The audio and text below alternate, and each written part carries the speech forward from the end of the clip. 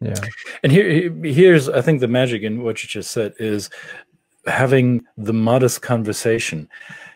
The the accusation, or the no, not the accusation, the question that I would pose to anyone on the fringes of this topic, or anyone who is maybe only with one toe dipping into the water of these race conversations, the questions that I ask them is how many casual or non-confrontational, or maybe some bit of contentious conversations have you had in the comfort of your living room or somebody else's living room, on your front porch, in somebody's backyard?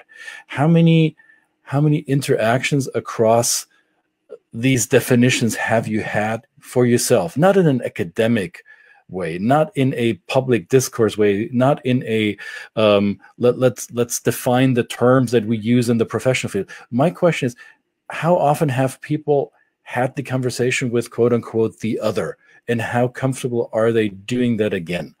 And it's my pulse read is that those who are most fragile or most easily triggered about these terms and about these conversations are the very people who have been shying away from having that conversation to begin with, in a smaller group, with your neighbor, with somebody at work, with somebody in your place of worship, or wherever it is you go. Mm-hmm. And I don't know if it is always necessary to have the right terms, to use the right terminology, or to have the glossary memorized in order to having that conversation. Would you say it is necessary that we are always aware of the words we use in these conversations, or can we just have that quote unquote innocently and figure it out as long as we go along?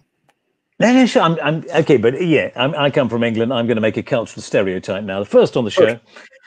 We are massive avoiders. If you look at the Thomas Kilman chart and plot 70 million Brits, avoid would come up, bap, bap, bap, the winner, Jeopardy. And so we're avoiding it. So this isn't get it right. There's a quiz at the end of the week and there's a prize. You get to live in your house. It is just giving people some ideas. White tears or something is a fascinating idea. I'd like to say, I guess when I read something the other day, white tears or white exceptionalism, or the concept of anti-racist, and that news has come in and I've gone from didn't know to know, and then they share it. And then the debate happens there, as opposed to these cliches. There was Adele Bruce did a gig.